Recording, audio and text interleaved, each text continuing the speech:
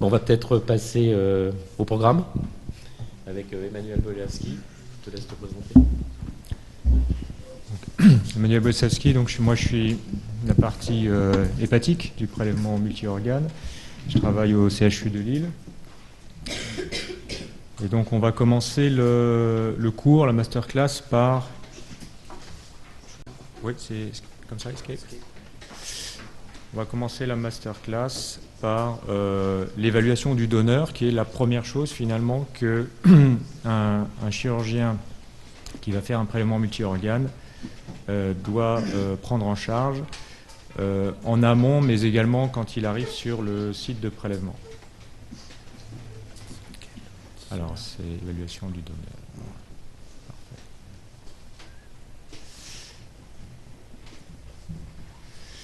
Alors, je me permets de parler de l'ensemble des organes abdominaux, en tout cas du foie et du rein, puisque j'ai fait par le passé de la transplantation rénale. Alors on va donner d'abord quelques généralités.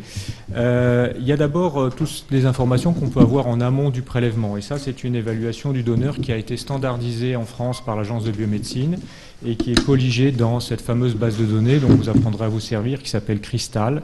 Et l'accès à Crystal avant de partir prélever est indispensable pour tout le monde, à la fois pour l'équipe de greffe et pour le chirurgien préleveur.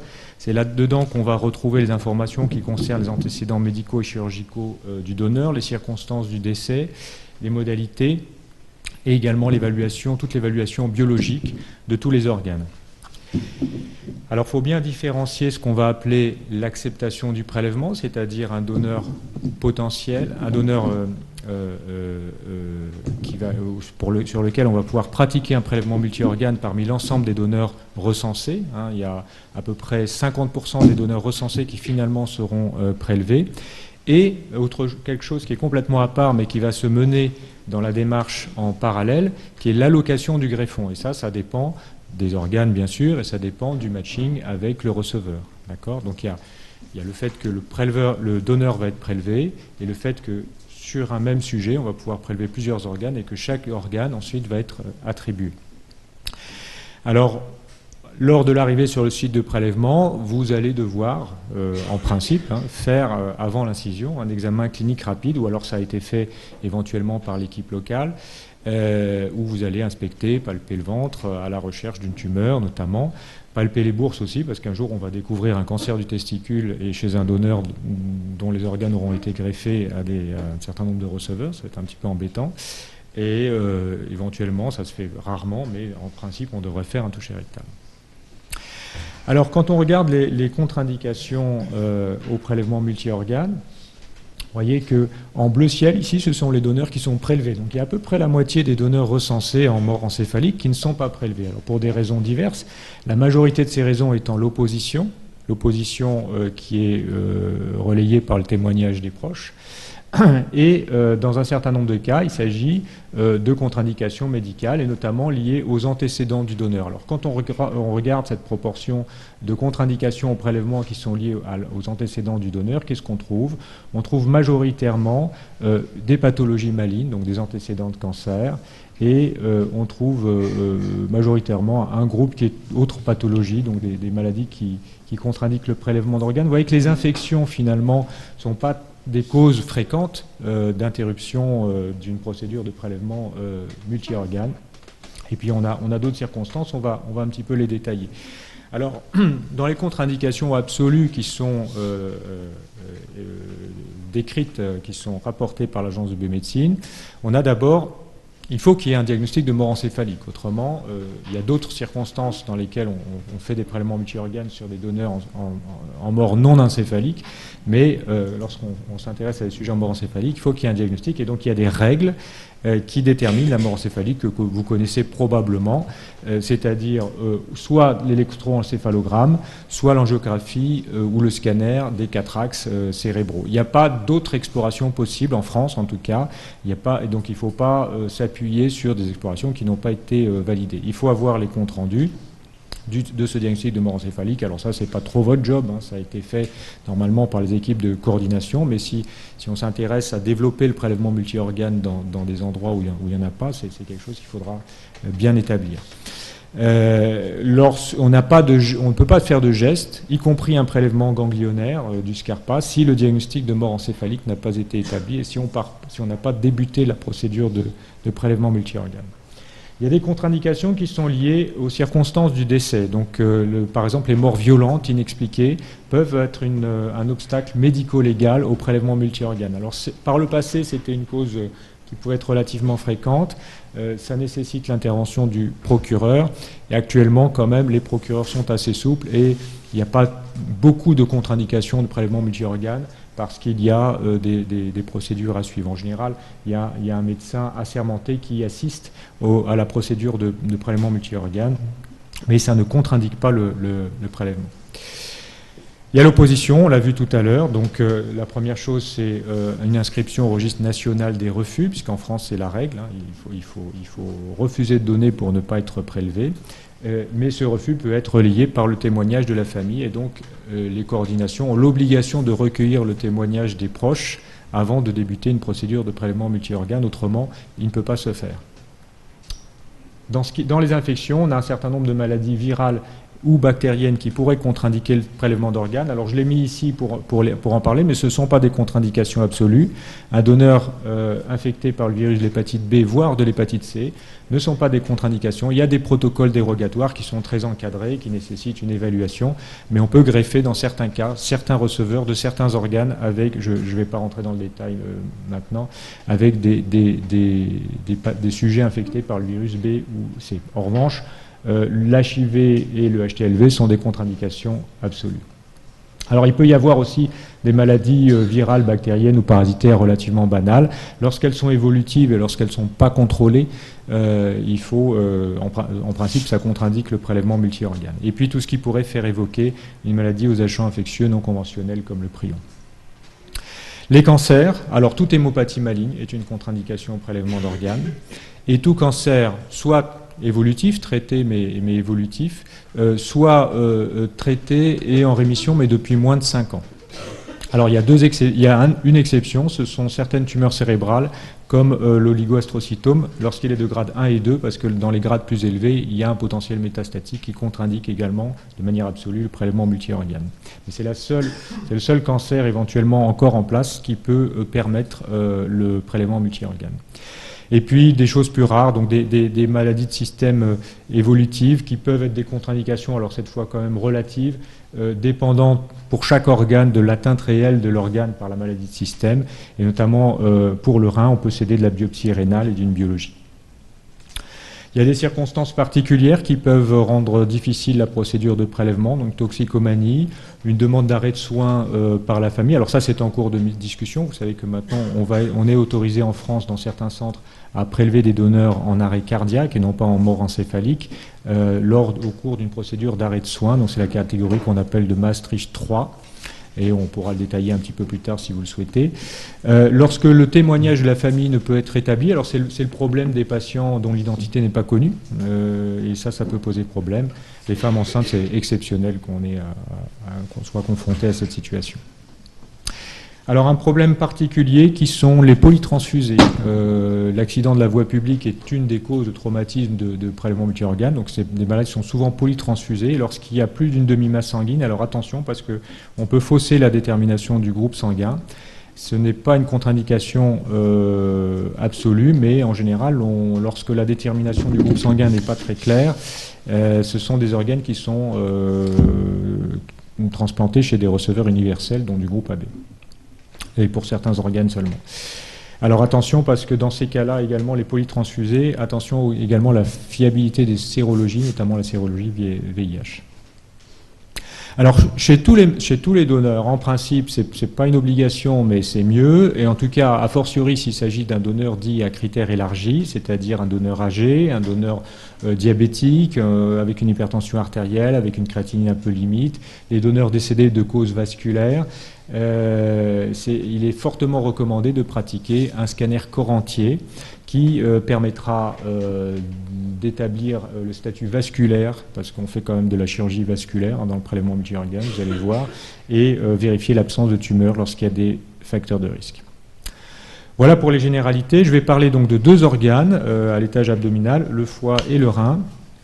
Et donc, pour le foie, on a une équipe américaine, donc l'Université de Californie, en 2006, a établi ce qui s'appelle un risque d'index du donneur. Donc c'est un tas de facteurs prédictifs de mauvaise fonction du greffon post-greffe qui ont permis d'établir un score avec différents paramètres. Alors vous voyez qu'ils tiennent compte de l'âge, de la race aussi, ce qu'on peut difficilement faire en France, on n'a pas toujours les données, de la taille, de la cause de la mort, du fait que ce soit un donneur non pas en mort encéphalique mais décédé après arrêt cardio-circulatoire, et puis des foies partiels ou des splits. Alors tout ça, ils mettent ça dans une machine et puis la machine calcule un risque relatif de non-fonction ou de dysfonction du greffon post-opératoire. Alors l'avantage, c'est que c'est une échelle qui est continue, ça permet de mesurer quantitativement le risque du donneur, mais c'est aussi un inconvénient, c'est-à-dire qu'il n'y a pas de cut-off dans cette échelle, dans ce donneur risk index, pour dire attention, au-delà, on est dans un foie à critères élargis et attention à la transplantation. Par ailleurs, c'est une échelle qui, en France, est difficilement applicable, qui est assez adaptée au modèle américain, et en France, on n'a pas tout à fait la possibilité de l'utiliser. On est en train de réfléchir actuellement à faire un donneur risk index français pour le foie. Alors vous allez voir, je vais beaucoup utiliser ces photographies d'écran qui sont issues de la base de données Crystal, parce qu'en pratique c'est comme ça que ça va se passer quand vous allez regarder le dossier d'un donneur.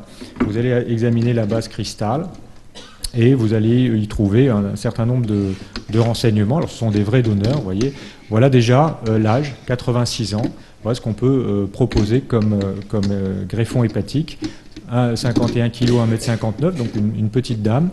Et donc, vous voyez, des alertes qui disent, attention, on ne peut proposer ces reins, 86 ans, évidemment, qu'à des receveurs qui sont en difficulté d'accès à la greffe. Alors, on va parler d'abord de l'âge. Donc, l'âge, il y a un âge limite biologique et médical, c'est une sorte de cut-off, mais c'est un peu arbitraire, 60 ans. Il faut savoir que les tests hépatiques ne sont pas différents et ont la même signification chez les sujets âgés. Et chez les sujets âgés, ce qui se passe, c'est que on a globalement une réduction du poids et de la taille du greffon. C'est-à-dire que pour une même morphologie, un même morphotype, il faudra faire attention chez les sujets très âgés pour le foie, parce qu'on risque de se retrouver avec des petits greffons qui vont pas forcément bien fonctionner lorsqu'ils seront greffés à un receveur un peu plus corpulent. Et donc, notamment, vous voyez cette dame-là tout à l'heure, 86 ans, mais également on tient compte du fait qu'elle fait 50 kg et ça va être un greffon difficile à transplanter chez un receveur de 80 kg ou même de taille normale. Il faudra le transplanter à un petit receveur.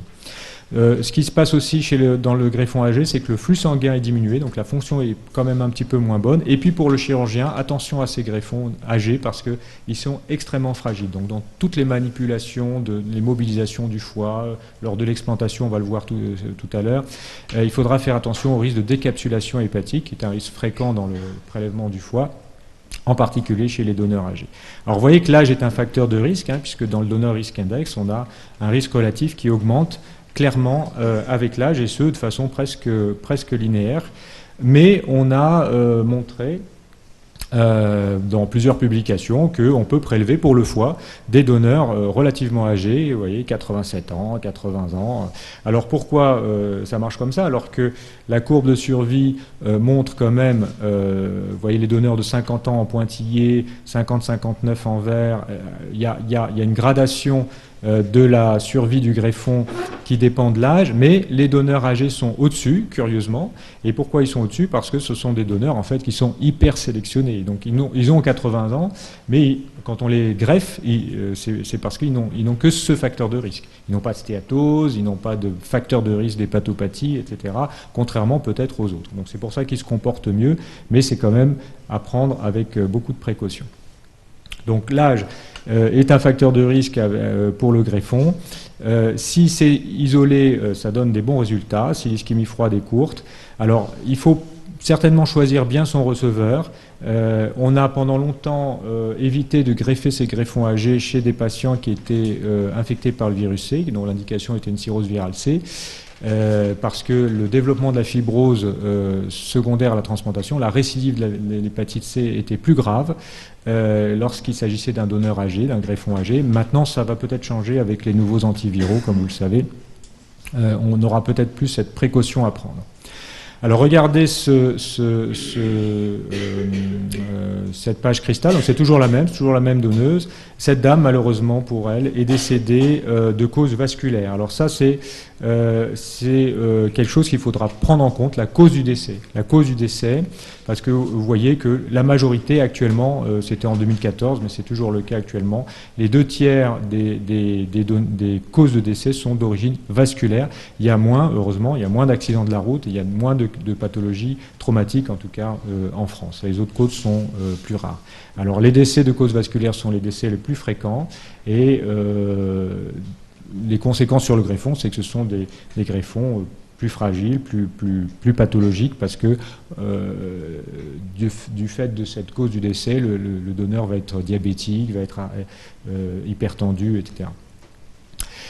Alors toujours la même dame, regardez, on a les sérologies sur la base cristal. Alors sérologie, vous voyez qu'elle est positive pour le virus de l'hépatite B. Alors elle est antigène négatif, donc, mais elle a contracté, elle a été certainement guérie du virus de l'hépatite B. Et donc ça, il faudra en prendre en compte également pour le choix du receveur. Ce n'est pas une contre-indication absolue, mais c'est quelque chose d'encadré. Il faudra, pour le receveur, certainement prévoir des antiviraux ou des immunoglobulines anti-HBV après la transplantation.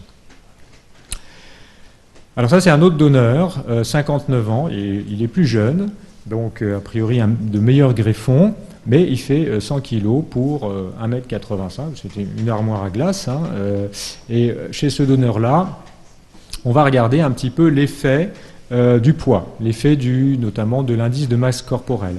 Alors vous voyez que ça, c'est un facteur de risque. Pardon, le BMI, ça c'est le registre UNOS.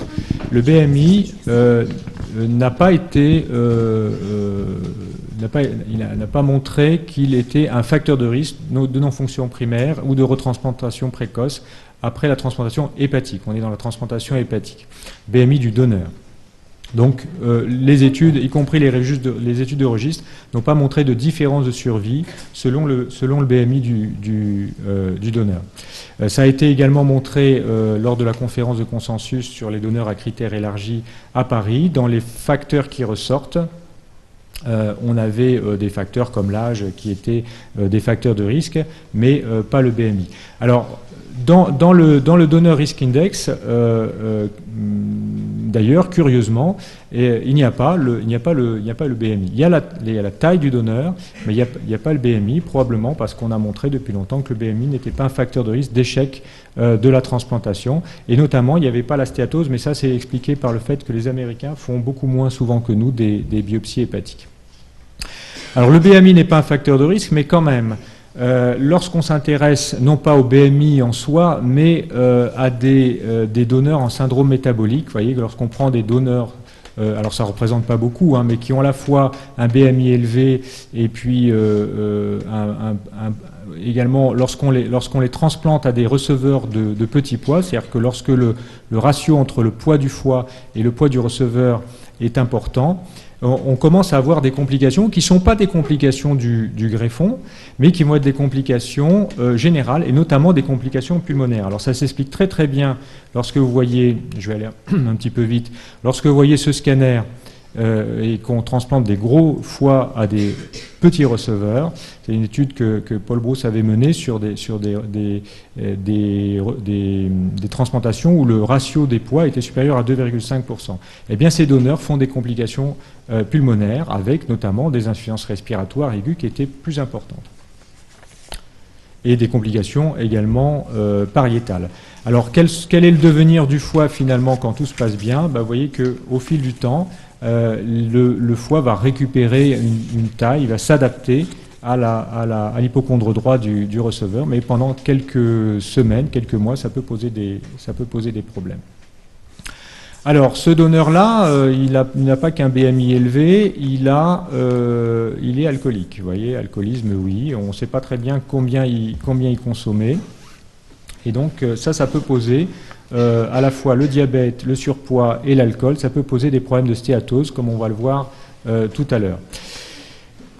Regardez, sur Cristal, vous avez aussi les problèmes hémodynamiques. Donc ça peut être également des contre-indications relatives au prélèvement du foie. Bon, lui, il n'a pas fait d'arrêt cardiaque. Il a un petit peu de noradrénaline, mais c'est pas énorme, c'est pas rédhibitoire.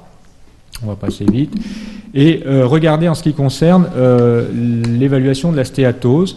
Vous avez le scanner qui va vous montrer que la densité entre le foie et la rate est inférieur à 50%. C'est-à-dire que le rapport de densité, le foie est beaucoup plus hypodense sur un temps sans injection que la rate. Et ça, c'est un indicateur que ce foie va être stéatosique, alors que son bilan hépatique est relativement correct. Vous voyez, 53 de gamma-GT, y compris à l'admission. Donc ça, c'est pas forcément rédhibitoire. Alors, cette stéatose, on peut la suspecter, comme je vous l'ai montré, sur le dossier Cristal du donneur. C'est un problème parce qu'on sait que lorsqu'elle est sévère, c'est-à-dire supérieure à 60% de stéatose macrovacuolaire, on a sur les stéatoses sévères un risque important de non-fonction primaire, et donc il ne faut pas probablement, enfin il y a un consensus pour admettre qu'il ne faut pas transplanter ces greffons hépatiques. Lorsqu'elle est légère, pas de problème. Lorsqu'elle est modérée, c'est-à-dire entre 30 et 60, on peut les transplanter sous certaines conditions. Alors c'est très difficile de l'évaluer en préopératoire. Vous avez des facteurs de risque, comme je l'ai montré tout à l'heure. Vous avez l'échographie, vous avez le scanner. Vous allez peut-être avoir le fibroscan, puisqu'il y a une étude en cours en France sur l'intérêt du fibroscan pour évaluer la stéatose en préopératoire. Vous avez l'IRM en théorie, mais c'est difficile à mettre en œuvre en pratique. Elle n'est pas disponible dans tous les centres et en urgence. Et vous avez surtout votre évaluation à vous, c'est-à-dire le chirurgien préleveur, qui doit savoir évaluer la stéatose. Alors vous voyez que la valeur prédictive positive est assez bonne pour la stéatose sévère. Par contre, pour la stéatose modérée, celle où on ne sait pas trop s'il faut transplanter, elle est assez mauvaise. Alors théoriquement, la biopsie, c'est le gold standard, mais vous voyez que ce n'est pas forcément vrai, puisque dans une étude qui avait impliqué plusieurs pathologistes, des hépatologistes confirmés, les discordances étaient extrêmement importantes entre stéatose de faible et de grade important. Donc l'examen extemporané, théoriquement, il faut la faire si vous suspectez une stéatose, mais attention, il faut qu'il soit disponible rapidement parce que l'ischémie froide est un cofacteur péjoratif de la stéatose. C'est-à-dire si vous avez une stéatose et qu'en plus vous allez allonger la durée de l'ischémie froide, notamment en pratiquant une biopsie extemporanée, eh bien vous allez avoir un greffon qui va moins bien marcher. Si vous avez une stéatose et que vous êtes à peu près sûr de transplanter le foie, il vaut mieux réduire au maximum la stéatose. Il ne faut pas que l'examen extemporané soit un frein soit un facteur qui augmente l'ischémie froide. Donc il faut anticiper les choses. Donc bien connaître le receveur. Encore 4 minutes. Bien connaître le receveur, parce qu'on va pouvoir apparier la morphologie, l'âge, la sérologie éventuellement, les problèmes vasculaires. Attention à l'ischémie chaude chez des receveurs qui peuvent avoir des problèmes de voie biliaire, parce que l'ischémie chaude peuvent fréquemment donner des sténoses biliaires. Identifier les facteurs prédictifs de stéatose. Donc ça, c'est sur le dossier et sur la biologie et le scanner. Et donc, bien gérer son timing et bien gérer son ischémie froide quand on a des facteurs de risque. On va parler rapidement du rein, parce qu'il y a beaucoup moins de contre-indications qui sont spécifiques pour le rein. Il n'y a pas vraiment de limite d'âge, il n'y a pas de borne supérieure, à condition que la fonction rénale soit correcte et que l'état vasculaire, bien sûr, permette le prélèvement d'organes. Il n'y a pas non plus de limite inférieure, sauf quand même les enfants de moins de 1 an. On peut les prélever s'ils sont de plus de 6 kg. Je vous parle de ça, mais c'est des circonstances vraiment très exceptionnelles. Alors, est-ce qu'il y a une limite de fonction? Oui, il y a une limite de fonction, en sachant qu'on peut faire des bigreffes, c'est-à-dire qu'on évalue toujours la clairance cumulée des 2 reins. On peut pas, il y a certains donneurs, on ne peut pas greffer en monogreffe, mais on peut greffer en bigreffe, c'est-à-dire qu'on peut en parler plus tard. On peut greffer les 2 reins, mais théoriquement, il faut des clairances quand même un petit peu supérieures à celles-ci. La présence d'une protéinurie n'est pas une contre-indication chez le sujet en état de mort encéphalique, la glycosurie non plus, et probablement que chez ces donneurs-là, la machine de perfusion doit aider à optimiser les conditions, c'est pas probablement, c'est sûr, les conditions de transplantation. Je vais passer cette diapo-là. Alors, l'état vasculaire est lié bien sûr au vieillissement des donneurs, il est de plus en plus détérioré, mais on peut prélever des donneurs avec un état vasculaire assez médiocre, y compris lorsqu'ils ont eu de la chirurgie vasculaire. Si les antécédents laissent supposer qu'il y a des lésions vasculaires des artères rénales, il faut au moins avoir une échodoppler, mais le mieux c'est d'avoir un scanner. Et dans tous les cas, pour le rein, comme on a une ischémie froide tolérable qui est assez important, eh bien, il ne faut pas hésiter à quand même réaliser le prélèvement multi-organes et puis décider de l'utilisation des reins après avoir fait une biopsie, mis sur machine, sélectionné le greffon, etc.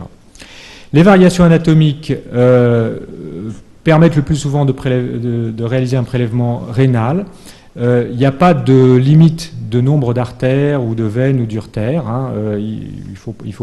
On peut prélever des reins à artères multiples, mais il vaut mieux prélever, conditionner et décider ensuite en fonction de l'état rénal. Et c'est l'équipe de greffe décider si elle prélève ou pas le rein. Dans tous les cas, quand il y a des variations anatomiques, il faut prévoir de quoi reconstruire.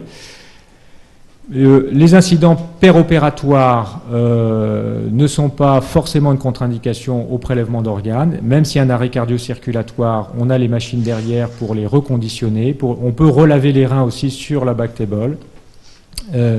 S'il y a des circonstances défavorables pour l'utilisation des reins, il faut quand même faire le prélèvement multi-organes et voir après comment le rein se comporte, notamment sur la machine de perfusion.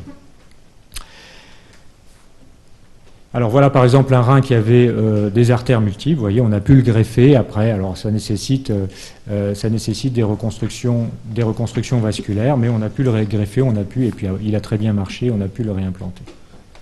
Donc ce n'est pas forcément les variations. On peut greffer également des reins anormaux, des reins en fer à cheval, sous certaines conditions, ce n'est pas forcément une contre-indication.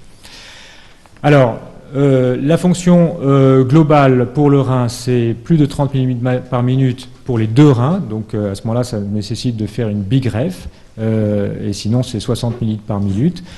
Pas de contre-indication pour la protéinurie et la glycosurie, pas de contre-indication pour l'état vasculaire et les variations anatomiques, il faut bien voir le scanner si c'est possible avant. Dans tous les cas, si vous avez un doute, il faut prélever, faire une biopsie, discuter, mettre le rein sur machine, pouvoir l'évaluer et discuter si on fait la greffe après. On a le temps dans le rein puisqu'on a une ischémie froide tolérable de jusqu'à 24 heures. Voilà, je vous remercie.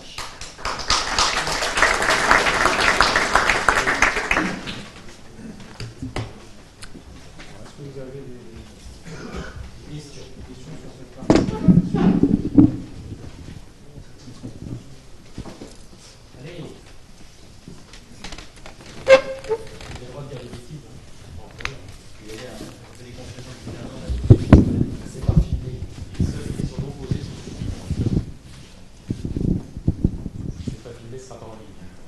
Est-ce que vous avez déjà été amené, certains d'entre vous, à voir un dossier de donneur, évaluer, devoir prendre une décision? Il y a des cas qui vous ont semblé difficiles? Et je me permets d'ajouter que vous devez participer à ce processus, hein, vous n'êtes pas des machines à outils à prendre. Donc vous devez connaître tout ça, vous devez donner votre avis, et s'il y a des choses qui vous paraissent totalement délirantes, être capable de dire non. Hein, c'est votre métier, on n'est pas des techniciens.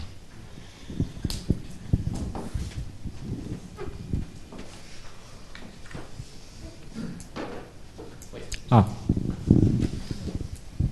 Moi, je vais parler de ce que je connais un tout petit peu, c'est le problème du rein quand on arrive sur un kyste atypique. Donc, si on a la chance de faire un prélèvement en journée et d'avoir des anapathes, c'est super, on peut toujours envoyer un anapathe, mais quand on est confronté à ça la nuit, c'est compliqué d'avoir un avis. Donc c'est vrai que quand on est des jeunes chirurgiens, c'est difficile de dire ce qu'on fait du greffon. Donc en journée, on a toujours un papa qui vient nous donner un avis, mais... Donc qu'est-ce que vous faites, vous, quand vous êtes confronté à ça ? Comme disait Emmanuel, on a le temps de réfléchir. Donc quand c'est comme ça, à 2 h du matin, il faut prélever.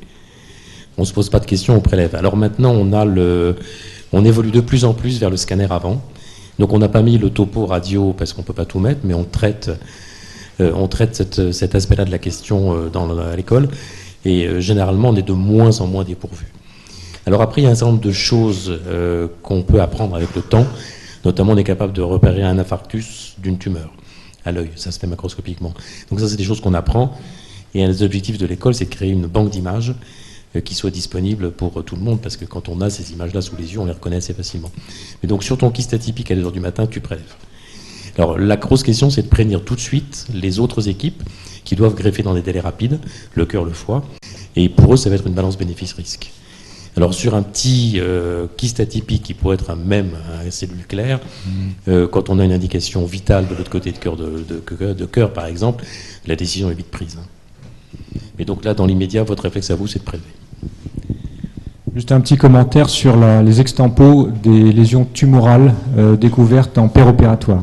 Il faut bien savoir, il y a des centres qui ont la chance d'avoir des astreintes d'anapath pour l'examen extemporané, qui sont dédiés à la fonction du greffon, mais surtout à ces problèmes de tumeurs découvertes en péropératoire. Il faut bien comprendre pour les anapathes que votre examen macroscopique, l'examen du préleveur, du chirurgien, va donner autant de renseignements que l'examen microscopique. Et ils n'auront pas forcément la solution diagnostique à votre découverte. Donc il faut vraiment bien décrire, il faut assumer, il faut prendre votre responsabilité de donner déjà un diagnostic macroscopique sur ces lésions-là. Une dystrophie kystique sur pancréas aberrant découverte dans le duodénum, c'est déjà arrivé, ça donne un aspect pseudo-tumoral, mais vous devez être capable de le reconnaître. Donc ça, c'est de votre spécialité, théoriquement, vous devez être capable de reconnaître ces lésions-là. Une lésion, un nodule du foie, si vous pensez que c'est un kyste, vous devez pouvoir le dire à l'anapathe. Et donc, il y a un moyen simple d'ailleurs, c'est de le ponctionner. Vous mettez une petite aiguille, vous risquez rien. De toute façon, si c'est une tumeur cancéreuse, ça va essaimer, le foie, les organes ne seront pas prélevés. Vous le ponctionnez, s'il se vide complètement, s'il s'affaisse complètement, c'est que c'est un kyste et il n'y a presque pas besoin d'extemporer. Il y a des petits moyens simples. Un kyste de l'ovaire, vous devrez être capable de dire s'il est plutôt bénin ou s'il est plutôt malin. Il y a des petits moyens simples d'examen macroscopique qui orientent l'examen extemporané, et il faut le savoir.